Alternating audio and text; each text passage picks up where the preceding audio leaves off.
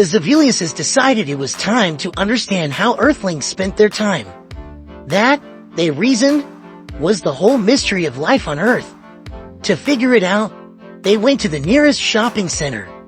It was chaotic inside. People were running around, looking for something on the shelves, looking at the products, not knowing what to choose from, and pulling carts that didn't want to move in a straight line. Zork and his team approached the bread counter, and he immediately began to look at the packages. The inscriptions on them seemed incomprehensible to him, but he was particularly struck by the word challenge. Zork thought it must be some new kind of bread. He whispered quietly, "It's challenge bread. I thought they only had ordinary breads, but this is different." Flack, one of the younger members of the team, standing next to the food packages, tried to understand why people spent so much time choosing foods. He clenched his fist and said, "I've never seen a rational sort of life spend so much time on food. Here on Earth, food just falls from the trees at the right time." Zork, still searching for an explanation, picked out some kind of package labeled avocado bread and held it up to his nose. He sniffed and made a serious face. "This bread smells like something from another universe. We should definitely take it for further research." At that moment, a salesman walked up to them and said with a smile, "It's avocado on bread, not avocado bread," he corrected. "If you want to take the bread, it's this one." Zevelius, of course, didn't understand what he meant, and despite the seller's advice, they decided to buy all the avocado products. The Zevelius Galactic Alliance was obliged to make a serious study of Earth. The planet attracted attention with its eccentric life. Earth creatures spoke a multitude of languages, creating strange phrases like pipsqueak or like butter that defied logical explanation. Commander Zork was determined to solve these mysteries. "It's time," he announced at his command center. "We are ready. Earth awaits us, and I'm sure its culture can be understood in a couple days. The main thing is to remember the instructions for behavior on new planets. And stay out of the water. Something very strange seems to be going on there." The plan was simple: go to Earth, study the locals, and understand how they survive in this strange world full of clothes, food, and, well, life in general. And so, a team of 10 explorers boarded a spaceship that looked like a giant flying fried chicken and soared into space. As they flew, they had time to study all of Earth's movies, treating them as historical documents. Zork was particularly intrigued by the movie Titanic, thinking it was a true story about a huge planet that landed on an iceberg. The landing on Earth turned out to be not so smooth. The spaceship hit the ground with such a noise that all the Earthlings who were nearby noticed a strange sound.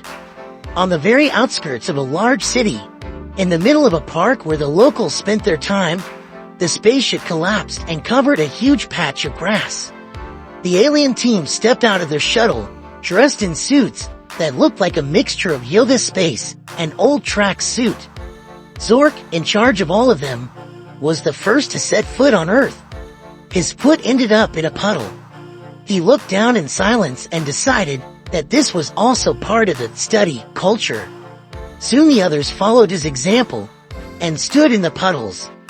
But ahead of them came a local, a middle-aged man dressed in athletic shorts and a t-shirt that read, "Best of the best." He spotted the aliens and slowly approached, noticing their strange costumes and the mess around them. "Wow," he said, looking at the aliens. "What are you guys, from some show? You guys are so cool." Zork, slightly embarrassed but determined to act like he had everything under control, replied, "We're, from the planet Earth.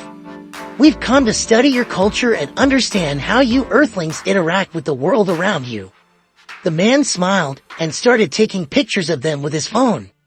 "Super! Look, I'll take a picture of you and you'll go viral." The aliens looked at each other. They didn't know what viral was or why they would take a picture of it. In their culture, viruses were literally enemies to be destroyed. But no one wanted to offend the locals, so Zork just nodded. Yes, sure, take pictures. We're happy to be in the picture. Realizing that learning Earth's cuisine would be much more difficult than they had anticipated, the aliens decided to participate in a local meal. In the kitchen of one of the Earth inhabitants they met, Zork and his team began to prepare a meal. Once in the kitchen, Zork picked up a knife and began slicing a tomato, but with such fervor that he accidentally cut his finger. He didn't know it hurt, of course, and was immediately surprised. Oh, how strange. It's not like we're supposed to feel pain. At this time, Rack, who had been studying the strange pot, came to the conclusion that the device was a super technological space fuel.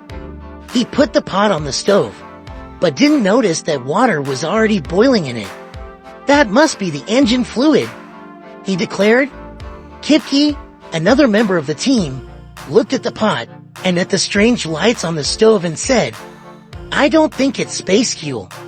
But if you have napkins. Laughter rippled through the kitchen as Rack, trying to add space fuel to the pot, poured it on the floor. When the Zeveliuses finally packed up their belongings and left Earth, they left the planet with as many questions as when they arrived. So, Captain, Rack said, what have we learned about Earth? Zork hesitated. We learned that people like to take pictures, eat lunch, and laugh. And they do it all at the same time. But as for the actual science, we still haven't figured out why they need those weird avocado breads. After thinking a bit more, he added, but at least we got home without having to gobble up some weird local fruit like we usually do. And so the Zeveliuses flew off into space, deciding that perhaps next time they would go to a planet where it was easier, like Mars.